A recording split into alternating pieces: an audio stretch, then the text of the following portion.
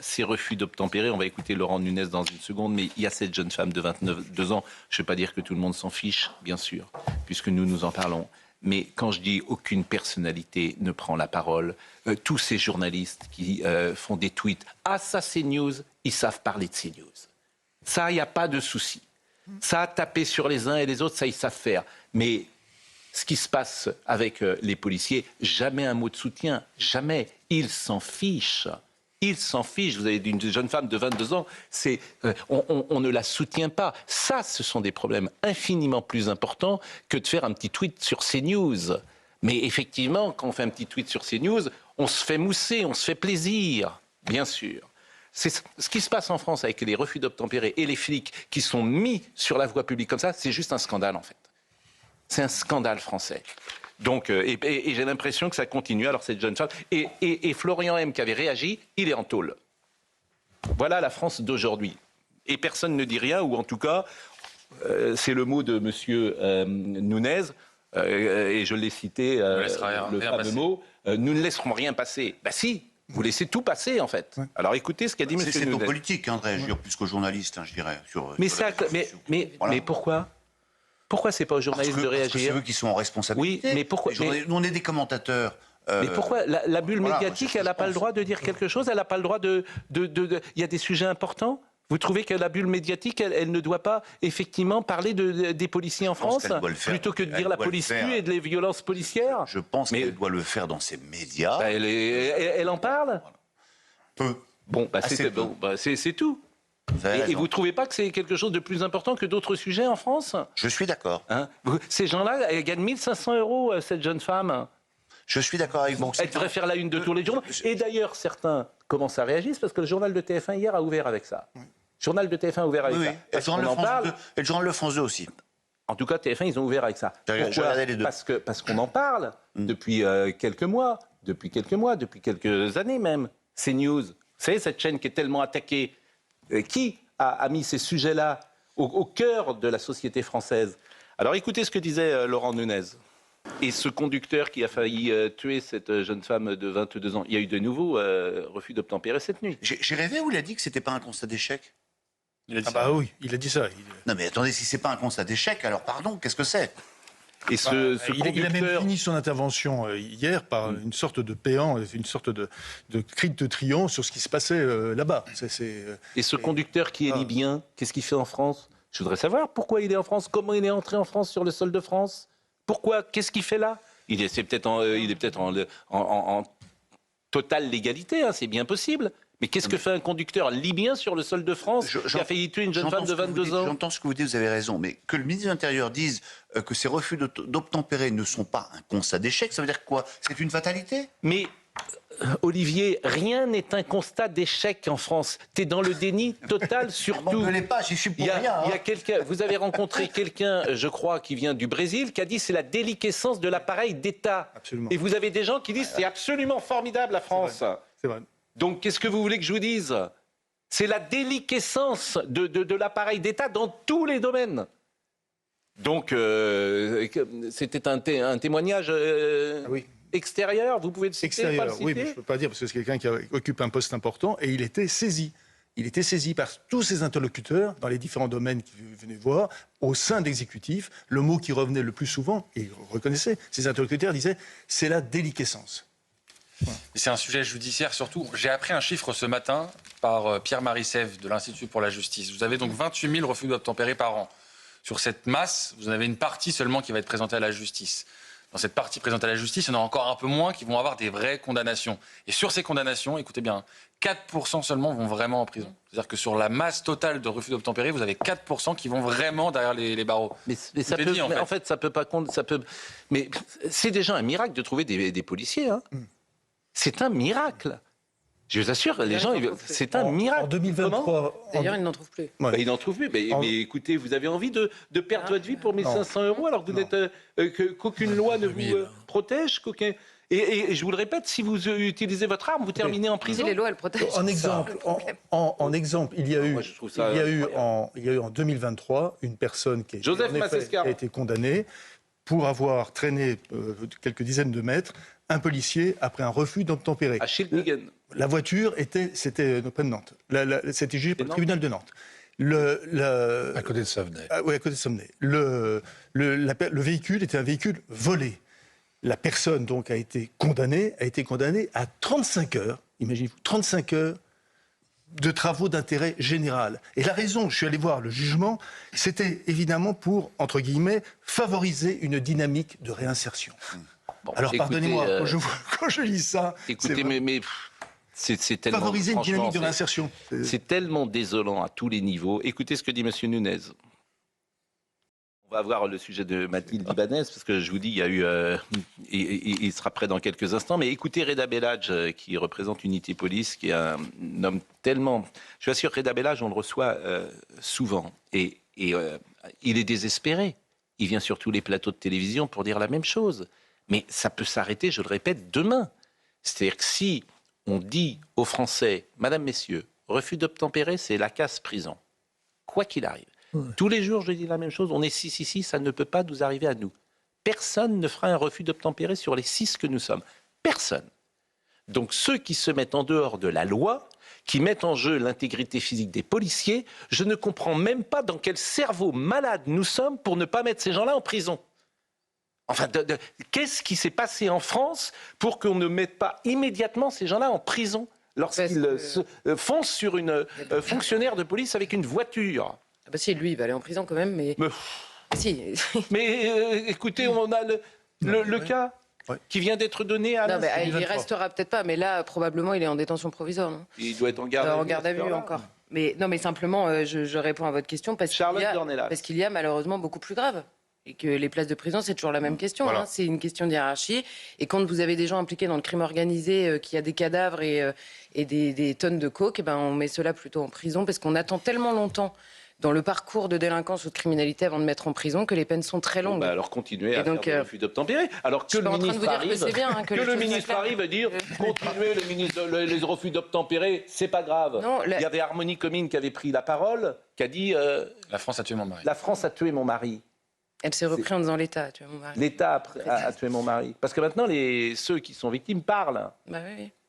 Donc on attend quoi? Encore un nouveau mort? C'est ce que je pour faire quelque chose? On attend dans le parcours de délinquance. On a une doctrine aujourd'hui qui relève en effet des responsables politiques, qui fait qu'on excuse pendant des années, acte sur acte, en disant c'est pas si grave, et on attend que ce soit vraiment grave. Résultat, on a un taux d'emprisonnement extrêmement long, qui engorge complètement le système judiciaire et sans effet. Il faut changer la loi. Refus d'obtempérer, ça devient demain tentative de meurtre. Mais vous avez quand même Gérald Darmanin. Pardonnez-moi. Parallèlement, Gérald Darmanin qui dit je veux supprimer les matelas dans les prisons françaises, matelas par terre. Ça, il a raison. Donc ça veut dire oui, il a raison. Mais alors, parce que du coup, moi je veux bien qu'on les mette en prison, mais dans quelle prison on construit? Vous demandez à Bukele très vite de venir donner les plans de prison. Comment il les a fait? Non, et ça va très vite. Déjà, vous expulsez les étrangers en prison. C'est un quart des détenus. Voilà, ça va très très vite. Vous prenez un territoire de France et vous construisez des prisons. Et puis vous dites pas, les familles ne pourront pas aller les voir parce que c'est loin, parce que ceci, etc. En fait, on change. On protège les gens. On protège les policiers. On fait quelque chose dans ce pays. Et on ne laisse pas les policiers mourir. Ça me paraît quand même la moindre des choses. Écoutons Reda Bellage. Aujourd'hui, vous êtes policier, quelles sont les options? Travaux d'intérêt général. Si jamais il vous traîne sur quelques mètres, il va avoir une grosse sanction, 35 jours d'ITT. Si jamais il vous fonce dessus et vous faites usage de votre arme, vous serez jugé par 60 millions de personnes, comme dans l'affaire Naël, et puis vous allez sûrement aller en prison. Donc imaginez, dans nos têtes, nous, les flics, ce qui se passe en fait, à un moment. Et moi, ce qui m'inquiète, c'est qu'à un moment, la seule chose qui nous tient, je le répète souvent sur ce plateau, c'est le soutien des Français. Il y a 20 ans, franchement, c'est vraiment la chose positive, c'est qu'il y a 20 ans, on n'avait pas autant de soutien. Autant on avait beaucoup de soutien des élus, là qu'on n'a plus du tout. Mais en fait, à chaque fois, c'est pareil. Les mecs, excusez-moi le terme, les mecs, ils en ont absolument rien à foutre qu'on les arrête, en fait. Vous allez interpeller... Ils n'ont ni peur de vous, ni peur de la justice. Voilà, et c'est pour ça qu'on observe ces comportements. Ah non, mais... C'est leur vision des choses, parce que quand vous discutez, j'ai encore des collègues qui discutent des fois avec des jeunes qui essaient de discuter, même s'ils sont connus des services de police, qui vous disent mais on sait très bien que demain on sort. Je suis mineur, je sors. Je suis pas en récidive, je sors. Voilà, c'est puni de 2 ans. Jamais dans ma carrière, j'ai vu un gars prendre 2 ans de prison pour refus d'obtempérer. Bulle médiatique, elle va en parler ce soir? Pensez que les émissions de prime time vont en parler? Non, ils n'en ont rien à foutre. C'est de la chair à canon. On s'en fiche des flics. Non, on s'en fiche pas quand ils sont à Minneapolis. Ils vont parler de la police à Minneapolis. En revanche, effectivement, quand ils réagissent, alors là, la police tue. Violence policière. C'est une honte. Cette bulle médiatique, c'est une honte. La manière dont on traite les policiers en France dans l'espace médiatique, la politique, c'est encore autre chose. Mais dans l'espace médiatique, c'est juste un scandale. Voilà, c'est un scandale de ne pas... Je le répète, cette jeune femme, elle a 22 ans. Elle est policière adjointe. 1500 €. Mais... Voilà. Donc, il y a deux choses qui sont intéressantes dans ce que dit Reda Bellach. Une part, Olivier Daguerre. Il a l'impression quand même qu'il est plus soutenu par les politiques. Et moi, j'en reviens à ce que je disais tout à c'est l'heure. pas qu'il n'est pas soutenu d'ailleurs. Il est soutenu sans doute par les politiques, mais c'est ce qu'il dit. C'est la Deuxième chose, il dit finalement, les jeunes, ou les moins jeunes, enfin en tout cas les délinquants, n'en ont plus rien à faire d'être arrêtés, d'être mis en prison même. Hein. Mais vous avez un président de la République, quand Naël a été tué, qui a donné son avis sur le policier, qui avait tellement peur de réaction dans les banlieues qu'il a eu cette réaction-là, et les policiers lui en veuillent depuis qu'il a eu précisément cette phrase. Le jugement de Naël, ça va être un moment très important pour la société française. Ce petit ange de Naël. Vincent Herouet. Non, mais on tourne un peu en rond parce que dès le début, vous avez entendu M. Nunez expliquer qu'il n'y avait plus de respect de l'autorité. Alors, on entend ça sonne bien aux oreilles, mais c'est pas tout à fait la vérité. La vérité, c'est qu'il n'y a plus d'autorité. Comment voulez-vous qu'elle soit respectée? Il n'y a aucune autorité. Vous avez des gens qui sont théoriquement aux affaires, théoriquement gouvernent, mais se contentent d'administrer et en réalité ne prennent aucun risque, sinon ceux de crever de démagogie. Il n'y a pas d'autorité. Il n'y a pas à craindre un jugement, parce que l'autorité, elle est bafouée au niveau supérieur par l'Europe, par le Conseil d'État, par tous les côtés. En fait, toute décision est contestable et les prisons sont pleines et les magistrats sont débordés, etc., etc. Il n'y a pas d'autorité. Et la restauration de l'autorité, c'est la première chose. En fait, ce qui frappe... Mais par exemple, il faut changer la loi, la légitime défense pour... c'est présomption de légitime défense. Mais enfin, c'est une évidence. Oui. C'est une évidence. Et là, tu vois bien que le politique, il veut pas défendre ses policiers. Il ne veut pas. Oui.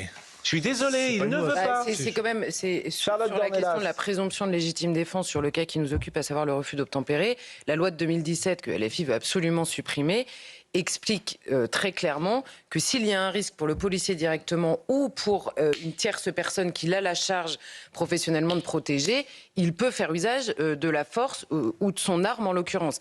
D'où l'incompréhension d'ailleurs sur le renvoi aux assises de Florian M. Et donc Florian M est renvoyé pour meurtre, c'est bien ça?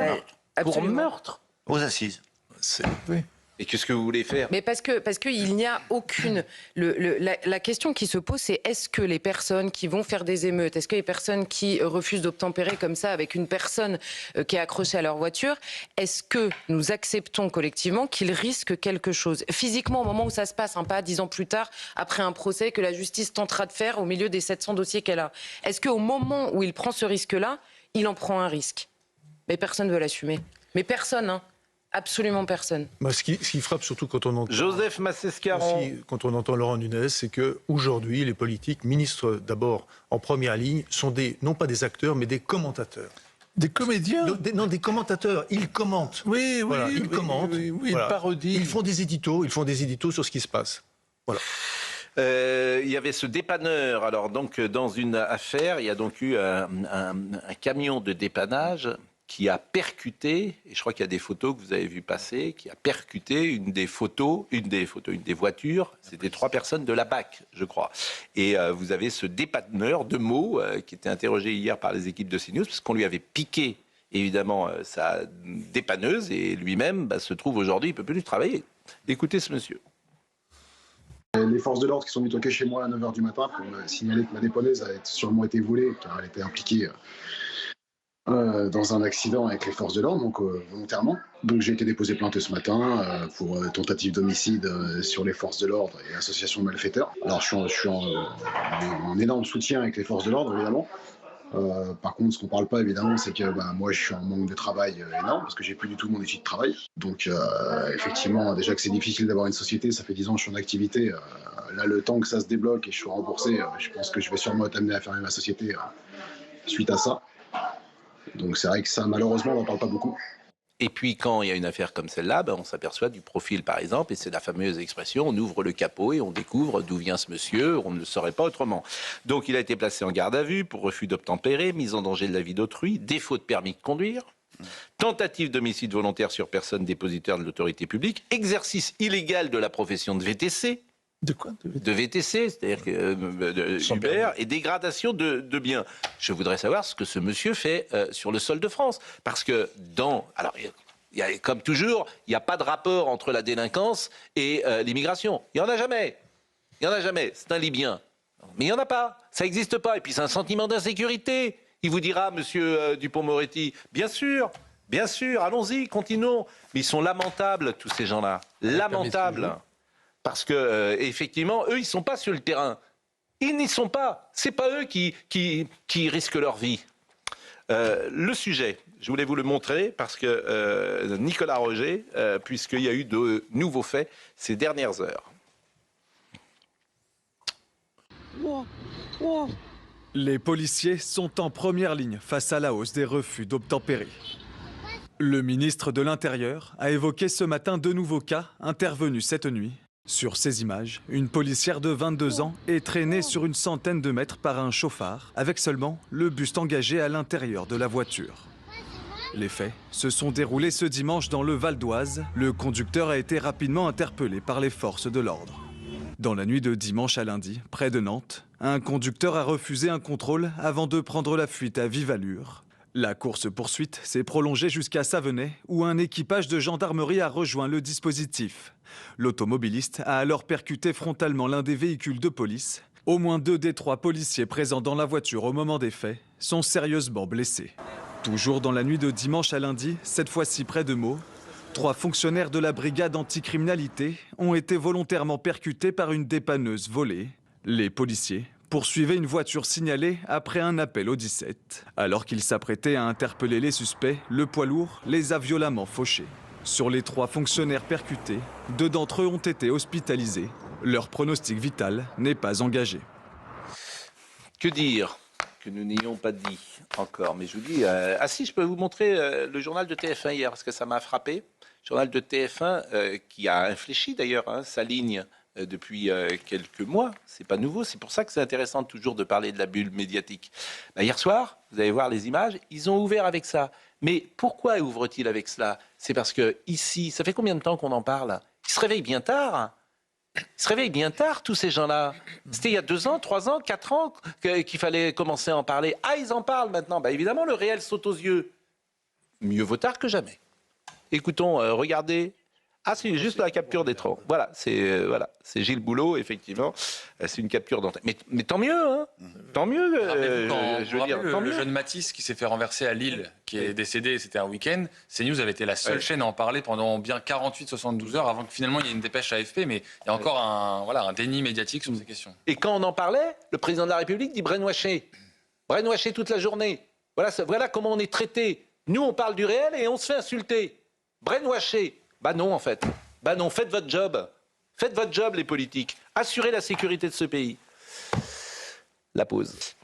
Nous sommes sur Europe 1, sur CNews, avec Charlotte Dornelas, Olivier Delagarde, Joseph Massescaron, Thomas Bonnet, Vincent Herbouet. Il y a beaucoup de messages, évidemment, ce matin, qui nous disent « Vous avez tellement raison, bien sûr, vous avez tellement raison. » Mais en fait, oui, ça ne veut rien dire d'avoir raison. Moi, j'ai pas envie d'avoir raison, en fait.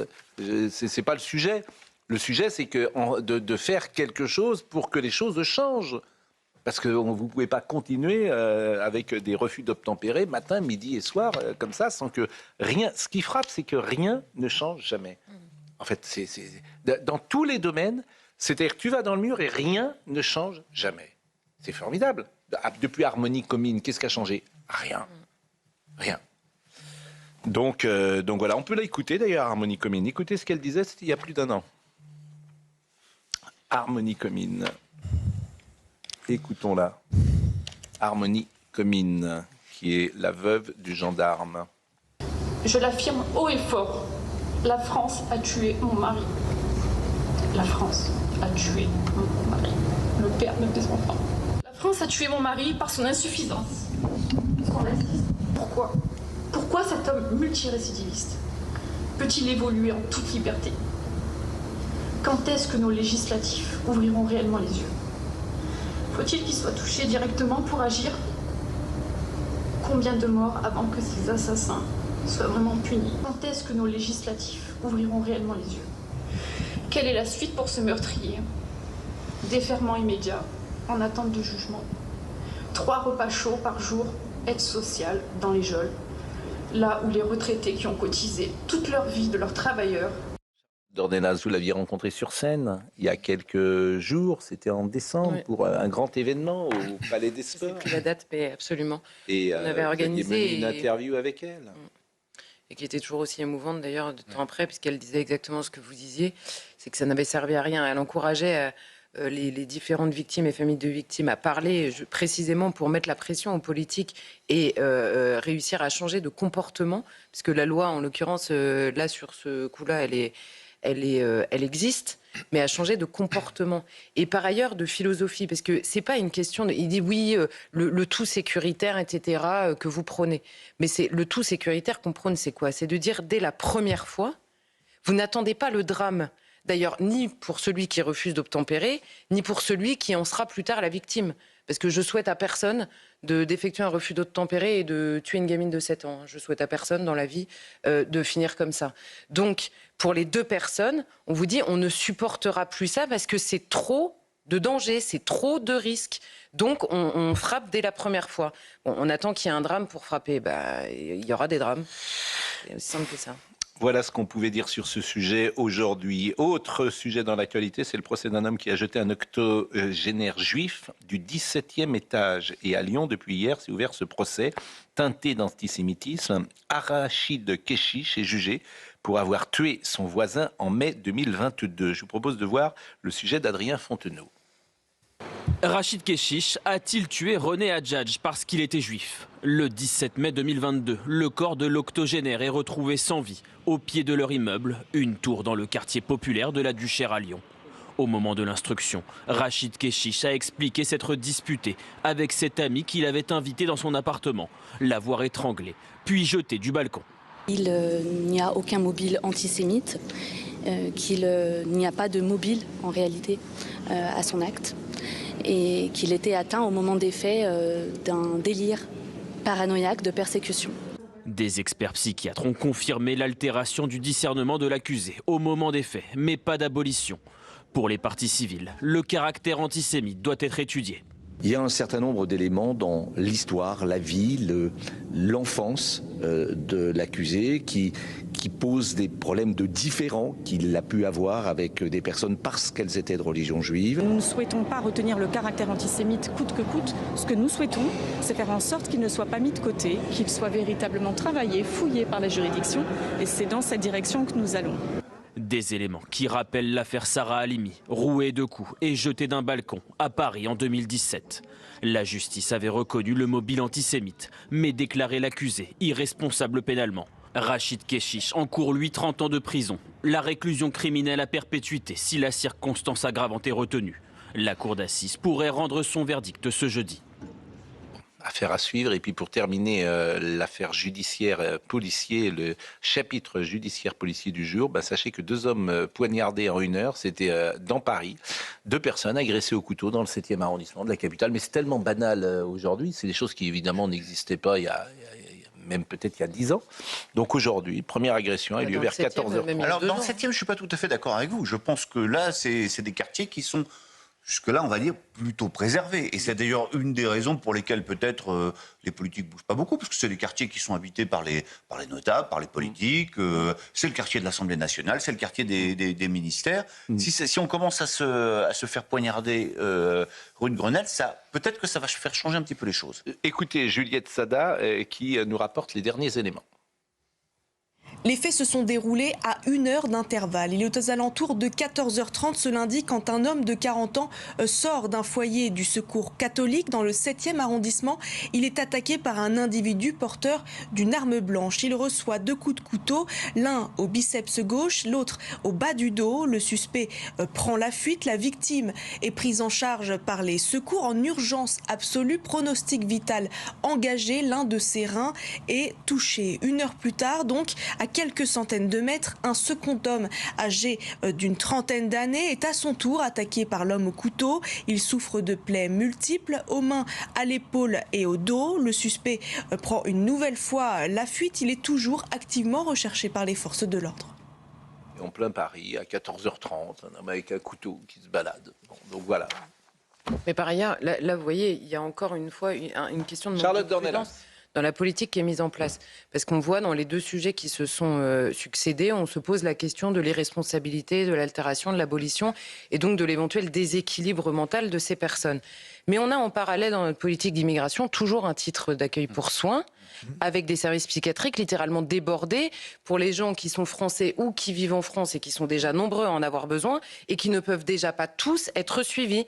Eh bien, c'est de l'irresponsabilité pure. Donc on va nous dire au moment, puisqu'on n'aborde jamais les sujets tous ensemble en France, jamais. Donc le jour où on fera le sujet psychiatrie, on va nous dire mais enfin les gens ont besoin, c'est notre honneur, c'est notre notre honneur, voilà où il se retrouve notre honneur. En fait. Vous avez Vincent Hervouette.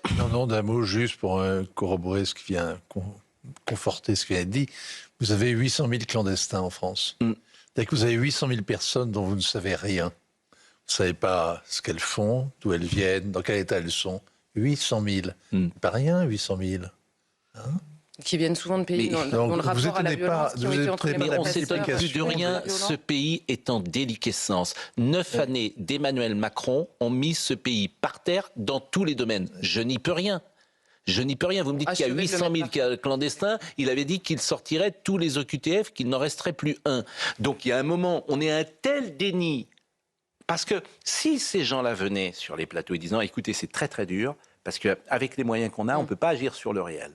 Je pourrais entendre ça. Oui. Je dirais, oui, vous avez raison. Et effectivement, les lois ne vous aident pas, le système ne vous aide pas, les Français ne vous aident pas toujours non plus, parce qu'ils ne veulent pas entendre. Et ça, je veux bien entendre. Mais ce qui est en plus insupportable, c'est de dire, mais c'est formidable. Ce qu'on a fait, c'est merveilleux. On a un bilan extraordinaire. C'est ça qu'ils nous disent. Donc, évidemment, ça t'agace. Et quand ça t'agace, c'est au-delà de ça. Oui. C'est au-delà, puisque le bilan est juste catastrophique. 800 000 clandestins dans ce pays. Qu'est-ce que vous faites, Monsieur le Président, pour ça? Puisque vous avez voulu être président, c'est bien pour agir sur le réel. Vous l'avez voulu. Donc, qu'est-ce que vous avez fait? Rien. Mais vous êtes dans un état ce matin. Mais non, je ne suis pas dans un état. On dirait un meeting dans les... Non, je pas dire ça à moi. Mais je ne suis pas dans un état. Je pense à cette jeune femme de 22 ans qui nous regarde peut-être et tout le monde s'en fiche. Mais non, c'est tout. Mais non, tout le monde s'en fiche pas. Vas-y, tout le monde s'en fiche. Enfin, on a quand même... Pardon, mais Emmanuel Macron a quand même été réélu. Alors je dis qu'en effet, il y a eu... Et vous avez raison. Donc il y a quand même une partie des Français qui a été pris d'une bouffée délirante générale aussi. Dans des circonstances très excusez-moi. Il n'y a pas que les psychopathes en liberté dans le arrondissement. Il n'y a pas eu de campagne. Pardonnez-moi, tout ça a été écrit depuis 2017. Tout ça a été écrit. Il suffisait de le lire. Il suffisait de le lire, il suffisait de l'écouter, il suffisait de tendre l'oreille. Pardonnez-moi. On n'a pas attendu Emmanuel Macron pour avoir quelques irresponsables au pouvoir, si je puis me permettre aussi. Non, je suis d'accord. Mais là, il y a une augmentation. Il y a une augmentation. L'augmentation d'ailleurs est telle qu'aujourd'hui, il y a des personnes, il y a une petite musique que vous avez soulignée qui dit finalement, François Hollande, c'était pas si mal. Il y a bien un moment où les gens sont responsables. Il y a bien un moment où les gens sont responsables. Puisque c'est eux qui dirigent. C'est pas vous, c'est pas nous qui sommes responsables. Tu as voulu être ça. Bon, t'es comptable quand même. T'es comptable de tout ça. Vous me dites dans quel état je suis. Bon, vous ironisez, mais en fait, t'es comptable de la pas situation du tout. On connaît française. tous des hauts fonctionnaires qui se lamentent au quotidien d'avoir au-dessus d'eux une irresponsabilité installée dans un rôle de comédie. C'est une comédie du pouvoir, oui. Donc personne ne prend. Il y a un niveau où les gens ne prennent pas leurs responsabilités. Il y a un niveau intermédiaire où les gens désespèrent. C'est vrai, oui. Moi, je peux vous parler des diplomates, par exemple. Les diplomates sont accablés par la façon dont la politique française est menée à l'étranger, oui. Ils se sentent abandonnés, ils se sentent inutiles et ils se sentent carrément eux-mêmes devenir des imposteurs, oui. C'est assez pénible. Il n'y a rien de pire que d'avoir un patron qu'on méprise.